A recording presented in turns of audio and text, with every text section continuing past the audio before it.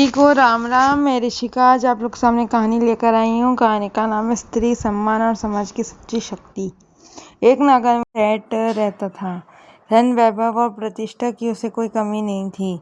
लोग उसकी इज्जत करते थे, उसकी बातों को महत्व देते थे। धीरे धीरे इस सम्मान ने उसके भीतर अहंकार को जन्म दे दिया। एक दिन बात बात पे उसका अपनी पत्नी से विवाद हो गया। सेठ गर्व से बोला, मैं इस शहर का सेठ हूँ, लोग मेरी वजह से तुम्हारी इज्जत करते हैं। पत्नी शांत स्वर से मैं बोली, सेठ जी आपकी इज्जत मेरी वजह से है। मैं चाहूँ तो इससे बना भी सकती हूँ और बिगाड़ भी सकती हूँ। सेठ को यह बात चुभ गई। उसने चुनौती दी, ठीक है, साबित करके दिखाओ।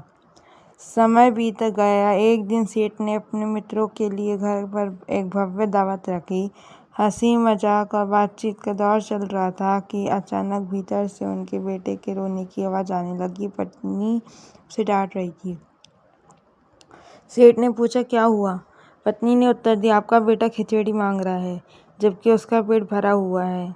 सेठ ने सहजता से कहा, थोड़ी दे दो। पत्नी बोली, घर में और भी लोग हैं, सबको कैसे दूं? बस यही सुनते ही महफिल में सन्नाटा छा गया। लोग एक दूसरे को और देखने लगे। कैसा सेठ है जिसके घर खिचड़ी के लिए भी झगड़ा होता है। धीरे धीरे सब उठकर चले गए। सेठ का सिर झुक गया। उसे अपनी प्रतिष्ठा पर आंच महसूस हुई। वह पत्नी के पास गया और बोला, आज तुमने मेरी इज्जत मिट्टी में मिला दी, अब इसे वापस मिलाकर दिखाओ।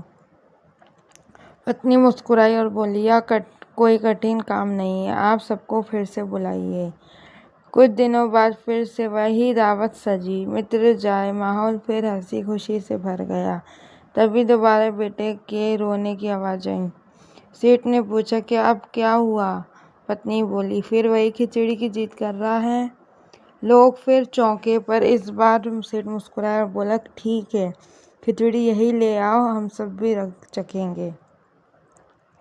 पत्नी ने नौकर के साथ एक बर्तन मंगवाया। जब परोसा गया तो सभी हैरान रह गए। वह साधारण खिचड़ी नहीं थी, बल्कि उसमें काजू, बादाम, पिस्ता, किशमिश और सुगंधित मसालों से बना एक स्वादिष्ट व्यंजन था। अब वही लोग जो पहले उपहास करते रहे थे, मन ही मन सोचने लगे, अगर यह खिचड़ी है तो इनके घर की असली मिठाई कैसी होगी।